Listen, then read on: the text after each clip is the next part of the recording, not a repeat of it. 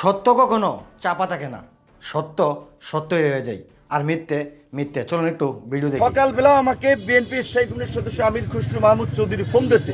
এই নির্বাচনে বিএনপির ডিসেম্বরে নির্বাচনে একটা জোরাল অবস্থান, গণ অধিকার পরিষদ ব্যতীত কোনো দলকে দেখছেন ডিসেম্বরে নির্বাচনের পক্ষে জোরালো বক্তব্য দিতে। আমরা দেশের বৃহত্তর শুনলেন তো, স্বার্থে বিপিনুরের মুখ থেকেই শুনলেন। কারণ এতদিন কিন্তু বিপিনুর বলেছিল বাংলাদেশের অনেকগুলো দল নির্বাচন চাই ডিসেম্বরে, কিন্তু এখন বিপিনুরের মুখ থেকে নিজেই বলল যে বিএনপি আর বিপিনুরের পার্টি যেটা শুধু দুইটা দল একসাথে হয়েই নির্বাচনের কথা বলেছিল, আর বিএনপির সাথে ভালো একটা সম্পর্ক জড়িয়েছিল বিপিনুর।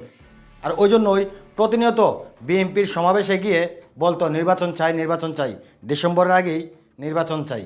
কিন্তু আজ কি বলল? আজ বলল প্রধান উপদেষ্টা ডক্টর ইউনূসকে ক্ষমা চেয়ে বলবো পরিবেশ তৈরি হলে নির্বাচন দিন। তার মানে বুঝতে পারছেন, আমরা আসলে যাদেরকে, যে নেতাগুলোকে দেশপ্রেমিক মনে করি, আসলে তারা কেউ দেশের জন্য কথা বলে না, এই দেশকে ভালোবাসে না। প্রত্যেকটা বাংলাদেশের নেতা, রাজনৈতিক দলের নেতারা তাদের নিজের দলকে, নিজের পজিশনকেই ভালোবাসে।